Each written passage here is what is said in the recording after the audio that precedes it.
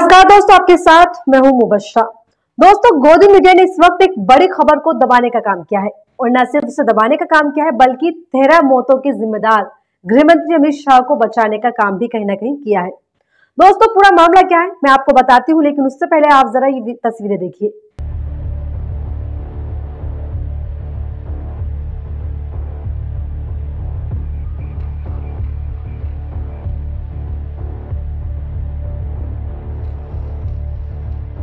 दरअसल महाराष्ट्र में रविवार को खारघर इलाके में भूषण सम्मान समारोह का आयोजन किया गया था, जिसमें लाखों के हिसाब से पब्लिक शामिल हुई थी।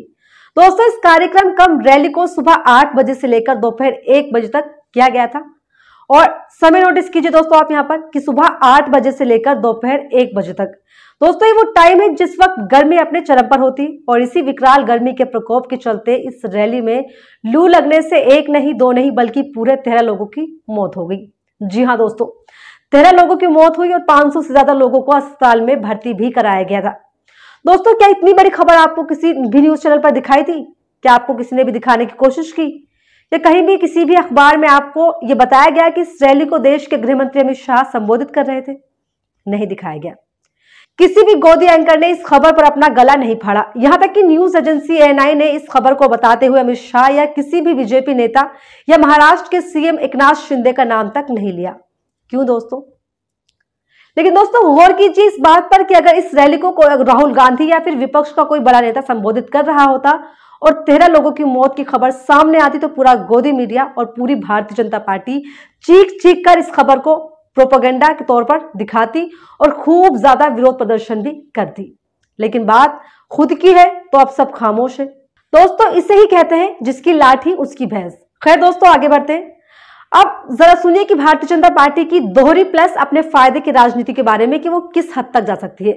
महाराष्ट्र में भूषण सम्मान समारोह का आयोजन हर साल लगभग किया ही जाता है, लेकिन दोस्तों ये सम्मान समारोह केवल नाम मात्र का था। जी हाँ दोस्तों, गृह मंत्री ने इस सम्मान समारोह को रैली के रूप में तब्दील कर दिया, क्योंकि खबरों के मुताबिक सरकार हर साल जो महाराष्ट्र भूषण सम्मान देती है उसमें 25 लाख रुपए की सम्मान निधि सम्मान पाने वाले व्यक्ति को दी जाती है। अब तक जो सम्मान समारोह आयोजित किए जाते रहे वो किसी भी सभागृह आदि में आयोजित होते थे, जिनका खर्च भी कुछ लाख तक ही आता था और उसमें वो हो जाते थे। लेकिन इस बार सरकार ने खारघर इलाके में 305 एकड़ के खुले मैदान में इस सम्मान समारोह को आयोजित किया, जिस पर सरकार ने 13 करोड़ रुपए से ज्यादा का खर्च किया। तो आप मुझे अब बताइए कि यह सम्मान समारोह हुआ या फिर रैली हुई? दोस्तों, ये मेरा सवाल है आपसे। चलिए ठीक है, आपने सम्मान समारोह को रैली में तब्दील कर ही दिया, लेकिन दोस्तों बात यहीं पर खत्म नहीं होती। नवभारत टाइम्स अखबार है, उसने बताया है अपनी खबर में, आयोजन पर इतना पैसा खर्च करने के बाद भी इस खुले मैदान में इसको आयोजित किया गया। इस सम्मान समारोह में जनता के लिए ना तो पंडाल की व्यवस्था थी और ना ही पीने के पानी की पर्याप्त इंतजाम। इसका परिणाम यह हुआ कि सुबह से वहां आम जो लाखों लोगों को बिना छांव के धूप में बैठना पड़ा, उन्हें ना तो पीने का पानी मिला और ना ही अन्य तरह की कोई भी सहायता उपलब्ध कराई गई। लिहाजा तेज धूप और डिहाइड्रेशन के चलते लोगों की तबीयत बिगड़ने लगी। लोगों को जब तक अस्पताल ले जाया गया तब तक कई हालत कितनी बिगड़ चुकी थी कि रात होते होते 13 लोगों ने अपना दम तोड़ दिया। साथ ही कई लोगों की हालत चिंताजनक भी बनी हुई है। दोस्तों, किसकी लापरवाही का नतीजा है 13 लोगों की मौत? कौन लेगा इसकी जिम्मेदारी? दोस्तों, मैं यहां बार बार इस बात का जिक्र कर रही हूं कि राहुल गांधी या कोई भी विपक्ष का नेता इन मौतों का जिम्मेदार होता तो इन 13 मौतों पर देश भर में छाती पीट पीट कर भाजपा और IT सेल, अंधभक्त और गोदी मीडिया टीवी चैनलों पर बैठकर विपक्ष को शापित तक करार दे दिया जाता।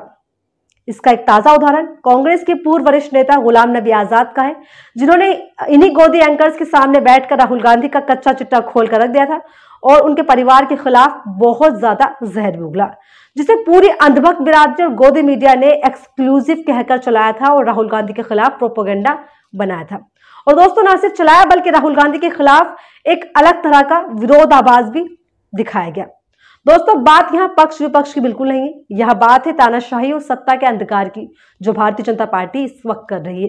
और इस वक्त देश में सिर्फ एक यही नहीं दोस्तों, ऐसी तमाम खबरें हैं जिन पर सत्ता से सवाल करने वाले देश के लोकतंत्र का चौथा मजबूत स्तंभ कहे जाने वाले गोदी मीडिया मौन है। देश के सबसे बड़े लोकतांत्रिक देश को रिप्रेजेंट करने वाला नेता यानी कि देश का प्रधानमंत्री मौन है। दोस्तों, बेहद शर्म की बात है कि हमारे देश में संविधान को ताक पर रखकर किसी भी जिंदगी के साथ खेल किया जा रहा है, उसको खेल समझा जा रहा है। और गोदी मीडिया रात दिन इन मौतों पर जश्न मना रहा है तो कहीं जहर उगल रहा है। दोस्तों, समझना आपको ही है कि आपको क्या करना है, क्योंकि देश संविधान से चलता है, तानाशाह से बिल्कुल नहीं। लोकतांत्रिक देश में आपको अधिकार मिले, वो अधिकार जो किसी के लंबे संघर्ष और अटूट विश्वास की दास्तां को बयां करता है। सोचिए, समझिए और अपनी आवाज को बुलंद कीजिए और सत्ता से सवाल भी कीजिए, क्योंकि लोकतांत्रिक देश में सवाल जरूरी है, आपके लिए और देश के लिए। दोस्तों, इस वीडियो में मुझे दीजिए इजाजत और बने रहिए मेरे साथ ऐसे ही तमाम मुद्दों पर अपनी मुखरता से राय रखते हुए। नमस्कार।